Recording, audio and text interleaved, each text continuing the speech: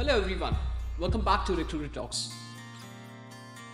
First of all, a huge thank you to everyone who watched, liked, and commented on recent Procurement Careers episode.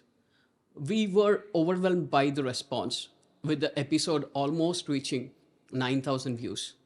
Following that episode, many viewers reached out to us with questions about procurement as a profession, how is career, and most importantly, a lot of questions on CIPS qualifications. So we thought, who better to answer these questions than someone directly representing CIPS? Today, I'm delighted to welcome Mr. Hariharan Laxminarayan, who's done FCIPS, and he's currently the head of memberships and qualifications for the MENA region at CIPS. Let's get started. Mr. Hariharan, thank you so much for taking the time to join us in this podcast. Thank you so much for joining. Thank you, Siva. It is my humble opportunity. More than happy to be here. Wonderful. So for the audience to know, if you can just give us very brief introduction. My full name is Hariharan Laxminarayan. Basically an electrical engineer. A lot of people may not know that I'm actually started my career working on the shop floor with control panels. Right. And that was my starting. I'm basically into procurement for almost 30 years now. Right. And I would say, in summary, I'm married to this profession. When I say married, it means that I'm committed to the cause of transforming people who come into this profession, making this profession and their passion towards changing and making transformational changes for themselves and for the profession itself. That is my summary. I've worked for industries for 30 odd years before shifting to CIPS, and I'm with CIPS from last 5-6 years now as head of professional development, which is basically memberships, qualifications, and any university partnerships across Middle East and North Africa. That's amazing. 30 years. On one side, working as a procurement professional, and on the other side, joining CIPS and shaping the next generation in terms of procurement side. That's amazing. On a daily basis, you interact with a lot of professionals, students, or anyone who's aspiring to be a procurement professional, especially those who are doing the CIPS. What is the one common question that everyone asks, like who is currently pursuing CIPS? There are a lot of questions, but people usually ask, when do I graduate and how much salary will I get increase? So my answer to that question is, see, everybody has a passion in certain professions.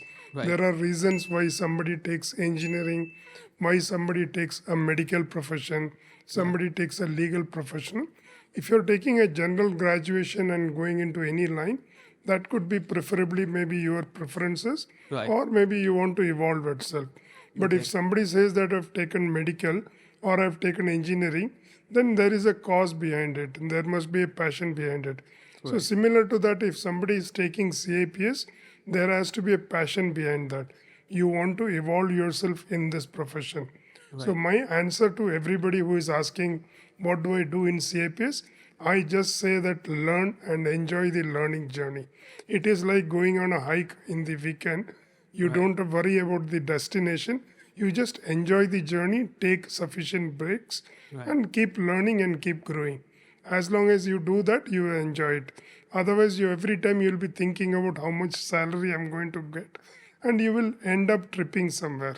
One thing I wanted to mention, a lot of times if you ask people what is procurement, people say it is all about buying. Right. For me, procurement is not at all about buying. People will be surprised to hear this, but procurement is not at all about buying. It is about competitively positioning your team or your organization using people, process, partners, prices, products, and the profession itself.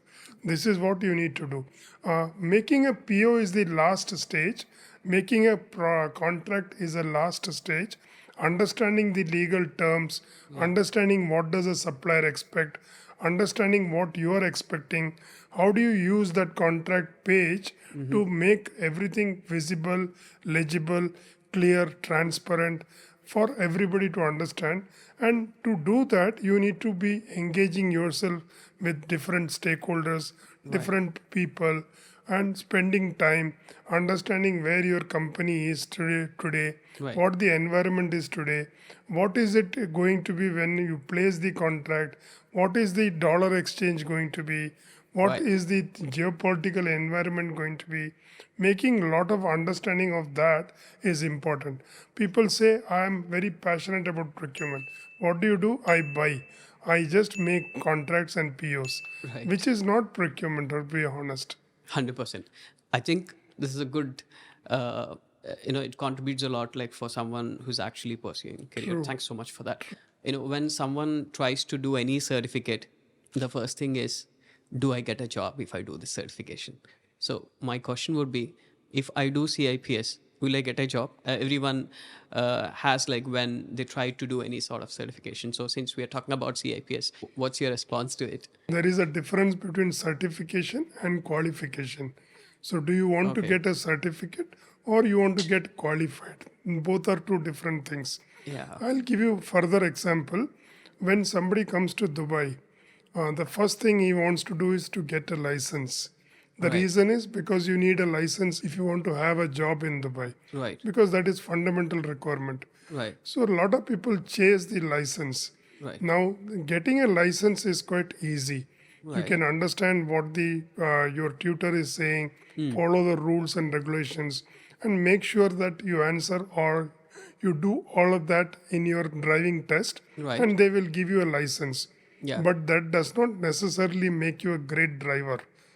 Okay. Right. So there is a difference between becoming a driver and getting a license. Right. So SIPS is all about making the person a great driver. Right. It is not about getting your license.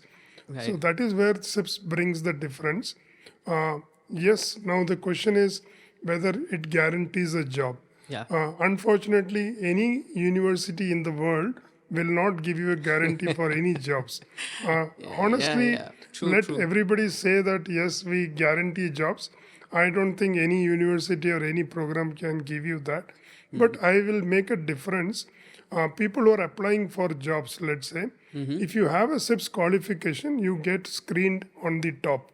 The Right. reason is because that shows that you have the understanding of the profession, Right. you have the understanding of the languages and the terms which are used in the profession. Right. You understand who are the different role players, what Right. are the different environments, how does our roles change during different environments, Correct. how Yeah. do we adjust, modify, or let's say align ourselves with people, process, different partners, whether it is a supplier, stakeholder, and how do you set up your own strategies. So those kind of areas, Right. CIPS gives you a lot of exposure, more than the bookish knowledge. That is Okay. where SIPS comes in. There are different CIPS qualifications. I know, like 1, 2, 3, 4, 5. We during our last podcast we actually gone through in depth. So my question would be, like, in terms of like selecting for the CIPS qualifications, from your words, would you mind just throw some light on which certificate, which qualification is right for me in terms of a CIPS? That's a good question. Thank you so much, Shiva. So I just want to clarify on this. SIPS is a for one qualification program. It doesn't have different courses. It has only one qualification. Similar, just assume that you are somebody studying for a become medical to become a doctor. They study 5 years and they qualify as, let's say, doctors. They get their qualification Bachelor of Medicine and Bachelor of Surgery. Somebody studying legal, for example, they study the program Bachelor of Legal or Bachelor of Law, or let's say somebody who becomes an engineer, it is Bachelor of Engineering. Similar to that, SIPS is a qualification. The only difference is at the end of each year or at the end of each level, we deliver them certificates to just to resonate on what learning journey or objectives they have covered, Right. which is what we call it as Level 2 is called as a certificate. Level 3 is called as an advanced certificate. Okay. Level 4 is a diploma. Level 5 is an advanced diploma. And level 6 is a professional diploma. Now, professional diploma across 100 plus countries in the educational boards and ministries, that is considered as equivalent to graduation. When I say considered, it is already accredited by several government jobs. I mean government bodies. For example, within Dubai or UAE, the Dubai Knowledge Academy or whatever, if you take Bahrain for example, the Bahrain Qualification Academy, Right. or even Saudi, if you go to Saudi learning projects, whatever the qualification bodies are, they've accredited the CIPS qualifications level 6. And another interesting thing is that when you consider migration to Australia, New Zealand, or Canada, Right. if you consider a medical professional versus level 6 MCIPS, Right. usually I was surprised myself that an MCIPS by level 6 gets a higher migration point as compared to a medical or an engineering. Oh. That is the Okay. power of MCIPS. So basically, to give you in a summary, you decide which level you want to do to get into a certain levels. The level 2, 3, and 4 are starting levels. CIPS will not ask you why you are joining at level 2 or 3 or 4. Okay. It is your own competency and confidence. But I can give you recommendations what CIPS says. If you're starting in procurement, you start with the basic level, which is level 2. Somebody who is working for procurement in say 6 months to 1 year, and he, or maybe even more, but doesn't do the independent procurement role, and he wants to get into understanding the formal procurement structures, then you can start with level 3. So normally I would say somebody who has worked between 1 to 3 years in procurement and wants to take up formal qualifications in procurement, you start with level 3. Okay. Level 4 is typically the first strategic level. Honestly, it is quite tough, I would say. It's not an easy level. So, anybody who is a graduate minimum and having experience of 2 to 10 years or 12 years in procurement, he wants to start CIPS, he can start with level 4. Okay. Going to level 5, level 4 passing is mandatory. And similarly, going to level 6, level 5 passing is mandatory. So once you clear all the 6 levels, it is somebody who likes getting a Bachelor of Engineering or Bachelor of Medicine. That does not qualify you automatically to become a doctor. So in medical professional, once you finish your learning journey, you do an internship and you do take a oath ceremony, and then they give you a title of doctor. Similar to that in CIPS, once you have finished your qualification and you have started your working practice, based on that they give you a title called as MCIPS. So MCIPS is not a qualification; it's a title that reflects that this particular professional is a completely qualified procurement and supply chain professional qualified by CIPS. Amazing. That's a very detailed understanding. And usually, what is the average duration? It depends on the speed and the focus and the efficiency of the student. Okay. Each level has certain modules. Okay. Level 4 example has 8 modules. Okay. Level 5 also has got 8 modules. So once you finish all those modules, you get the level clearance certificate. Okay. Now level 4 typically 8 modules, and you have exams almost every 2 months. You can look at the CIPS calendar for exam schedules. Okay. Exams are held in January, March, May, July, September, and November. You can appear for any number of modules. Okay. Personally, I would say that don't try to choose more than 2 to 3 modules, because you are not in a race to get qualification. The whole part is enjoy the learning journey. So take 2 or 3 modules, do it very diligently, and clear that. So typically, I would say average to good students take about 6 to 9 months for each level. Okay. And how are these exams conducted? There are all the exams are online, Okay. but you have two options to write exams. One is you go to a CIPS exam center. We do have exam centers around the world. In Dubai, we have one. In Abu Dhabi, we have one. So Okay. you can go to actually the exam center. Okay. Also, we have study centers who actually train CIPS qualifications. They do have their own exam centers for their students. Okay. If there are spare seats, they would be happy to accommodate self-study students as well.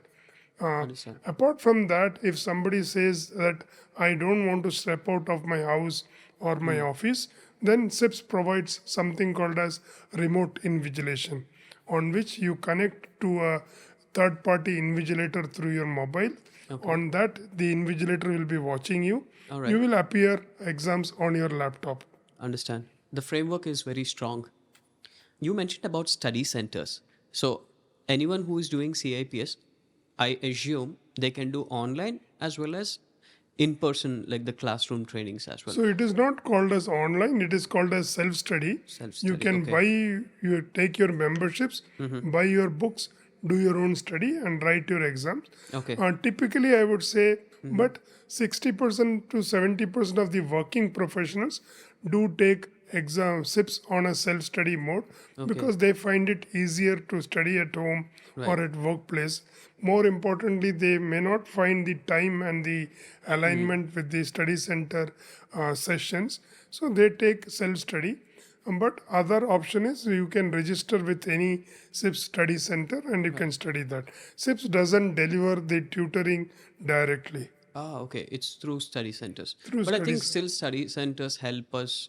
There's always a difference between a self-study and study center. And one edge of study center is networking as well. We might Absolutely. meet someone like Mr. Hari there, and he will be our mentor for the Correct. next years. Okay. What is FCIPS? Is this the top qualification in CIPS? FCIPS is basically a title, not just a qualification. Right. It is basically a fellow of the profession, fellow of the Chartered Institute of Procurement and Supply Chain.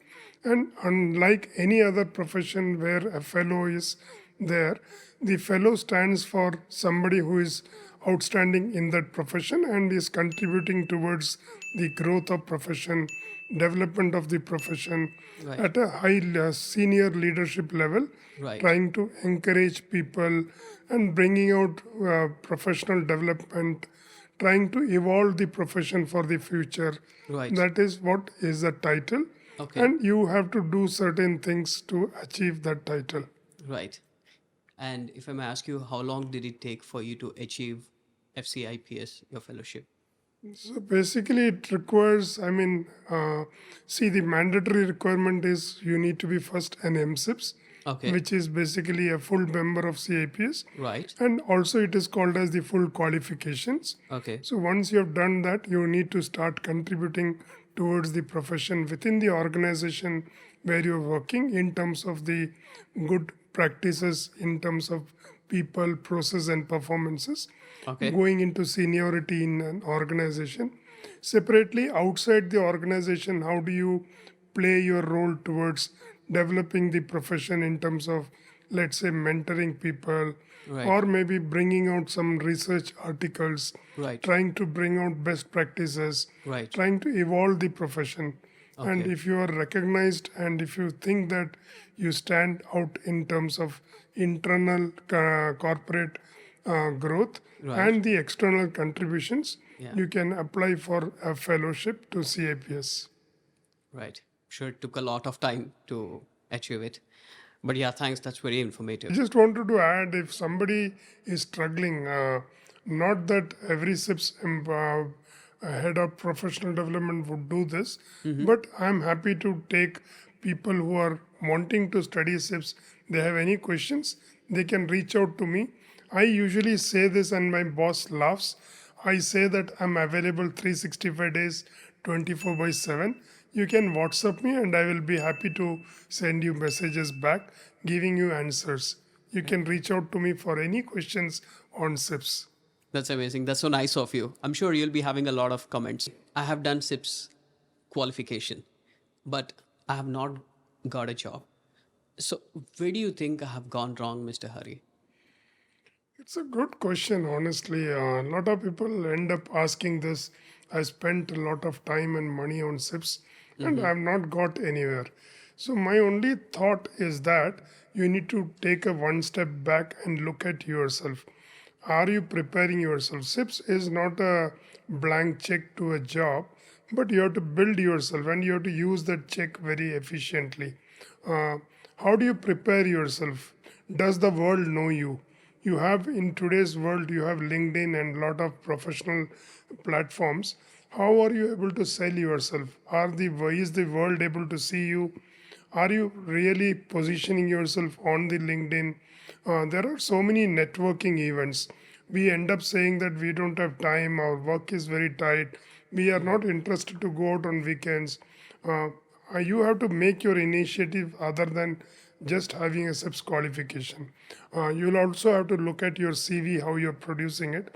I can tell you honestly, lot of senior, very good positioned professionals lose out on jobs because of their CVs. You need to sell yourself through a CV. It gives you an opportunity to talk about what initiatives or what projects you have done.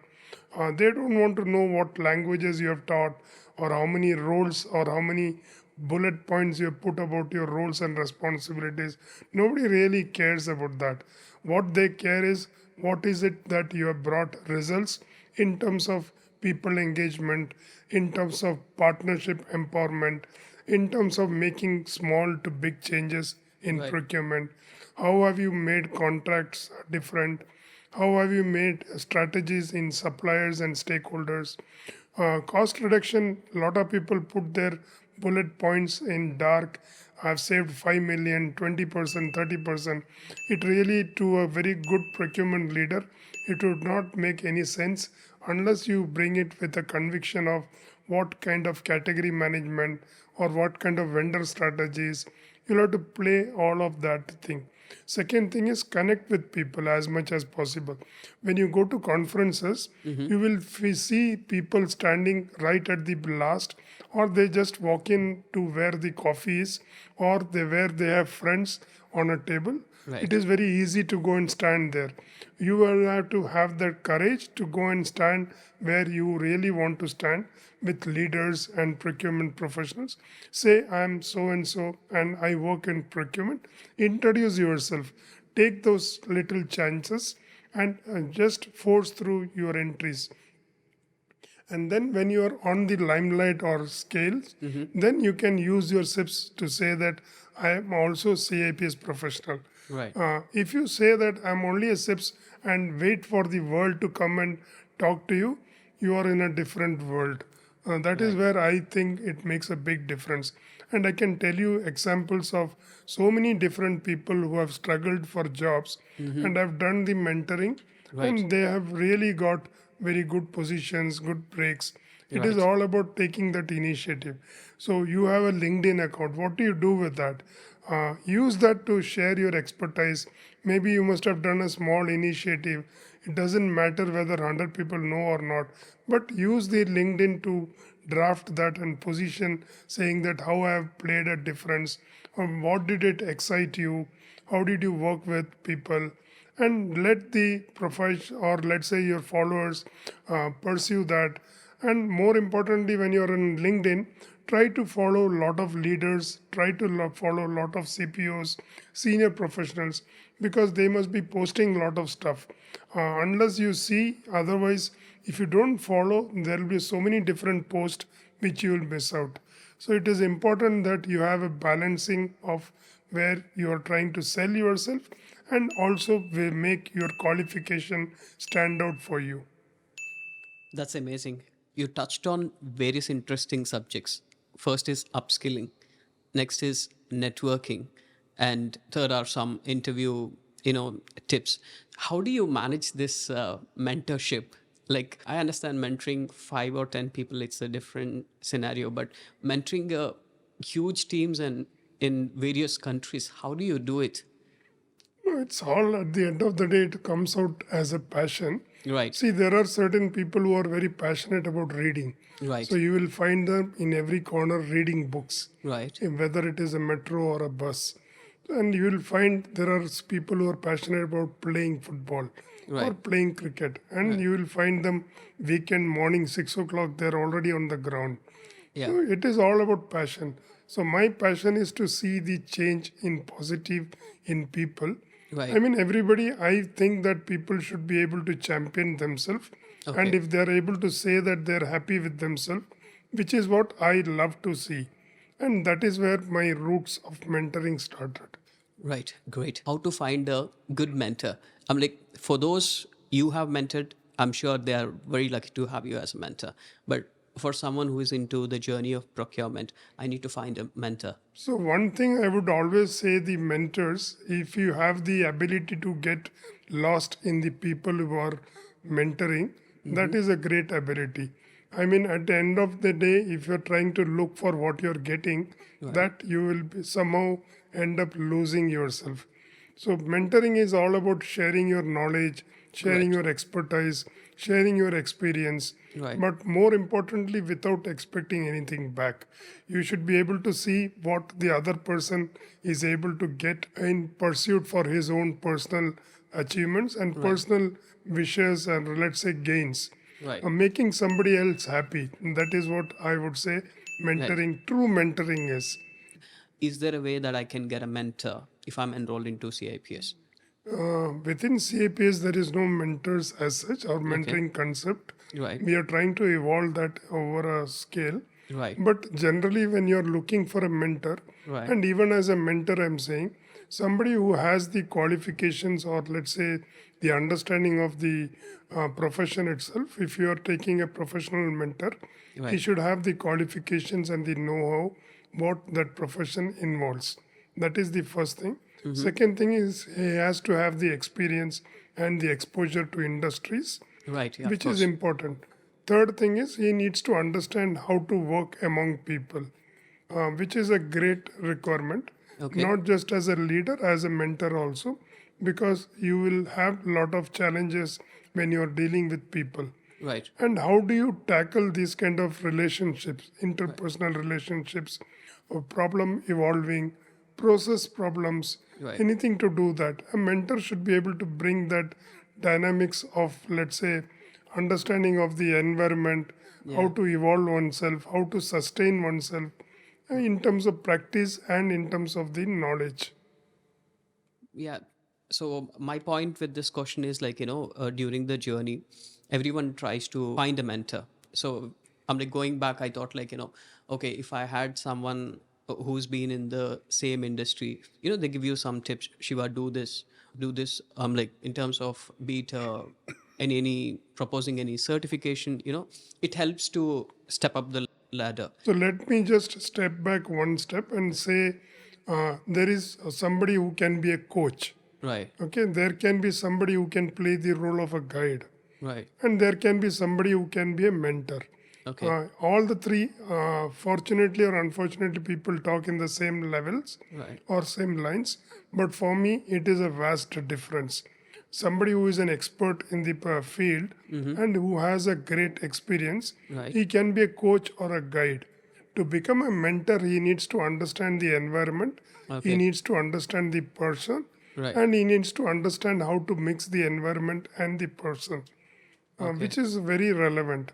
So people, you will find a lot of coaches and guides Right. who can talk about everything in the industry, everything about the profession, everything about people, and everything about all of other things. Right. But touching upon understanding where the person's psychology is, how does he flexibly monitor or, let's say, guide him or steer him through different environments, through different life cycles, that is a fundamental requirement for a mentor. Yeah. No, I hear you. The difference between the mentors and coach. Yeah, definitely. I even saw your LinkedIn profile as well. So, and there are some seminars that you spoke about this line. You said you need to champion yourself with confidence, competency, and CIPS. What does that? At the end of the day, your attitude and your credibility matters. Okay, it is all about what you teach or what you work. You do work with conviction. Right. Let's say you're engaging with people. Uh, it is important that you will be able to understand what you are practicing. So I always say work with confidence and build on your competence and use your SIPS. This is 3C model for me personally. When I say confidence, it is all about building in yourself, trusting yourself. I ask this question to a lot of people. When you get time, sit back and think about it. Do you love yourself? This is a question I typically ask all my mentees. Okay. Because loving oneself is very important. The simple reason is we shy away from asking something for ourselves. We think that what will the other person think? What will the other person judge me? When you want to make a career for yourself and when you are out there to throw out everything and achieve something, just don't be shy. Be confident what you want to achieve, which is why I say confidence is very important. Second thing is build on your competency. Understanding knowledge, understanding what to learn and practice is important. But more importantly, how do I put that to practice? Right. You may be very good in talking, but if you're not able to talk logically, you're not able to negotiate with your suppliers, you're not able to influence your end users, then it becomes a bit challenging. Which is where the competency comes in. Competency for me is more about understanding and having the skill sets and the competencies, but the ability to demonstrate that in practice, that is competency for me.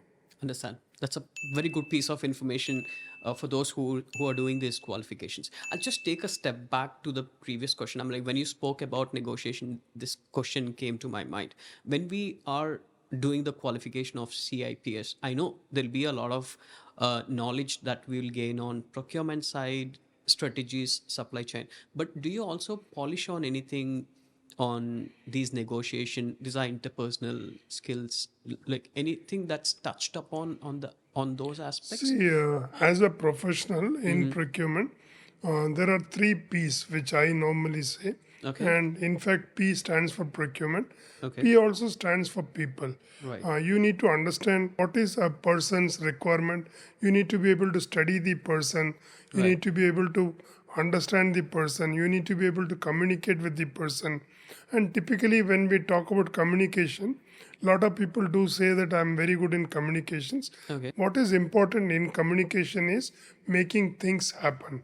Right. So it is not just about communicating the thing, it goes directly one level up to collaborations. You should be able to collaborate. So when we talk about people skills, it is about complete people communication, understanding the person, understanding the psychology, understanding the environment, the ability to influence, the ability to engage, Right. the ability to empower. Right. All of that comes as a very important skill set, competency to influence negotiations. Understand. No, that's a great piece of advice. We gave a lot of information today on how to be, what to do, how to do, so on and so forth. But then, is there any piece of advice that you would like to give those CAPs, students or who are undergoing the qualification for career progression?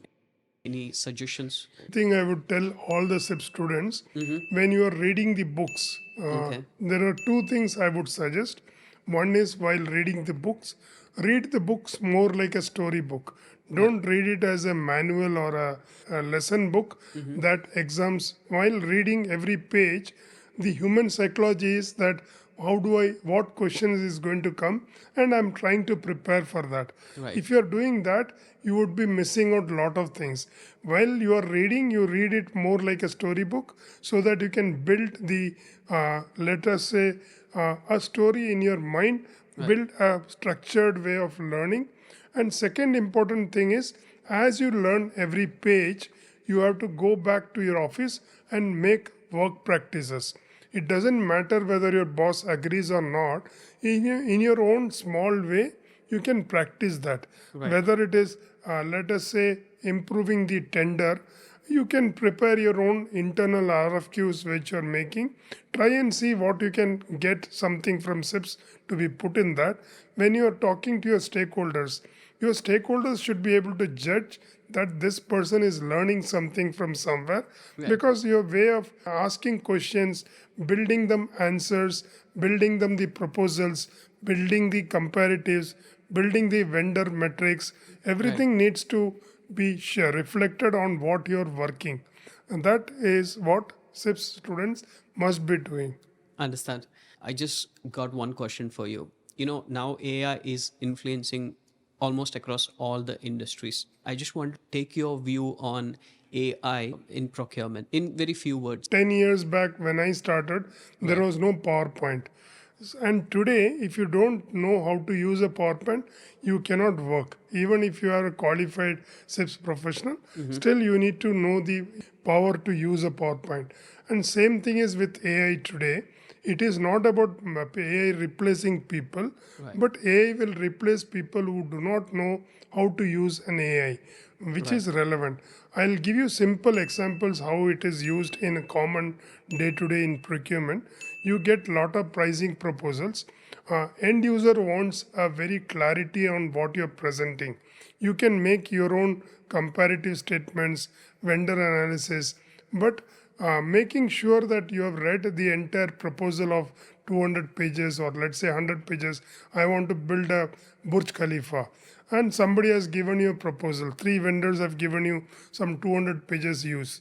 As a good procurement guy, you can put these proposals into AI and say, is there complete entirely the scope is covered? Is there any exceptions? Have they raised any alarms? Is there any messages or permissions they've asked? You can make a summary of the proposals in less than 10 minutes. That is what AI does, which is very relevant. And I find it very interesting because it makes our life very easy. Absolutely. Thank you for throwing light on this. So these days, especially, I have come across, I'm like, the work culture has changed. You ask anyone, they always say like, I have a lot of working hours. I know sometimes it's the company culture, but maybe as a working professionals, we are doing something wrong, probably. In terms of working hours, what's your comment on this? If you're working in procurement, ask yourself how much of time I'm spending with my end users. When I used to work in procurement, I used to make a rule for my people that every week they should spend 30 minutes not on the seat, but with their stakeholders on the production or operation floor. Right. You have to do that because you need to practice and make sure you are not odd man out. You need to spend time with your end users, and monthly at least one day, full day, you should go out and visit your suppliers. It doesn't matter whether the boss thinks that you are taking half day and going to your house. It doesn't matter. You will have to bring that conviction to the boss that I'm making use of these visits. But make it a practice with conviction that I need to step out and go and visit my suppliers, go and visit my stakeholders. When you make that, your time management will automatically come, and your boss will also endorse you for that. That's amazing tip. What's one must have skill for any procurement professional? Giving one is very difficult, but I would say collaboration is more important. Collaboration is a very simple word, but for me, it is all about making things happen. Right. Whether it is your attitude, whether it is about making sure communications, not stopping just with communication, making things happen. When I say it is making sure that you initiate an action, but you also end up following up for that till it is completed. That you should be able to show that. Collaboration is a very, very high critical skill for any procurement professional. Amazing. So you spoke about communication. So in corporates, like how to communicate, there is a book called as Non-Violence Communications that really helps you to, how to communicate. So similarly, for procurement professionals, is there any book that you suggest? Procurement by Cutler, I think It is a very good, interesting book, and also AI in procurement, and it is a very good book. Right. Also, Bad Buying by I think Peter somebody. That is a very good book. It humorously talks about what people have done mistakes in Okay. procurement. Awesome. One career mistake to avoid. Not using your role to evolve yourself. I think that's a, I mean, a lot of people say that my role is very insignificant, I'm not able to do much. Okay. But every role has certain requirements. Assuming that you are the champion for that role, Okay. maybe try and practice as much as possible with people, making professional improvements, do lot of trial and error, Right. use your role very effectively. I would say that is a good thing. A lot of Understand. people ignore that. Right. In your 30 years of journey, what is that one habit that help you succeed?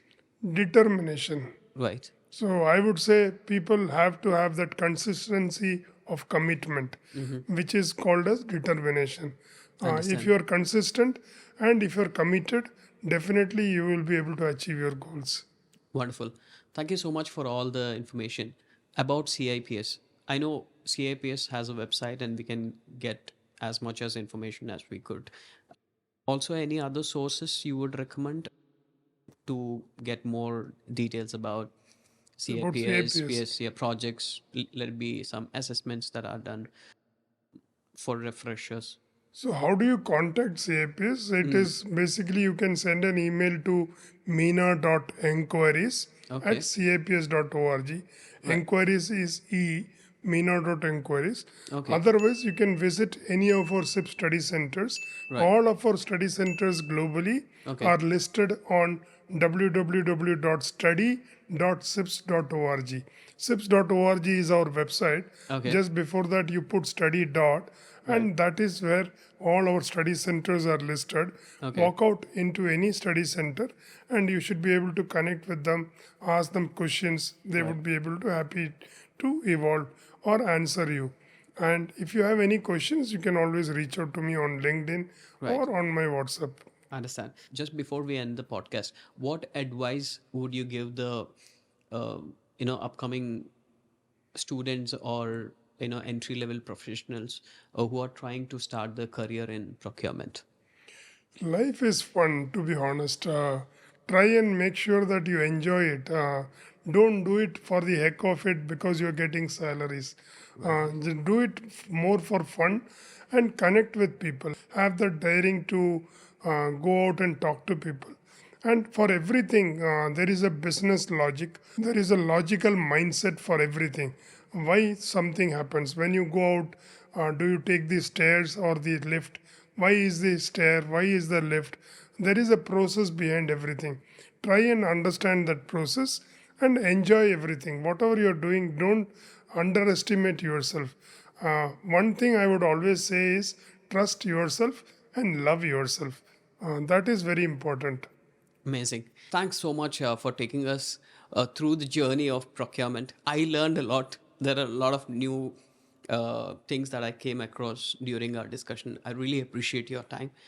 Thank you so much, My Mr. Hariharan, to pleasure, be part absolutely. of this My pleasure, podcast. absolutely. That's all for today. I believe this information is going to be very, very informative. As Mr. Hariharan said, like in case if you have any questions during your CIPS journey, please do comment or you can reach out to Mr. Hariharan directly. And if you have not subscribed yet, please click on the subscribe. As I always say, this brings in a lot of motivation to bring in a lot of content. That's all for today. See you in the next episode. Thank you and have a good day.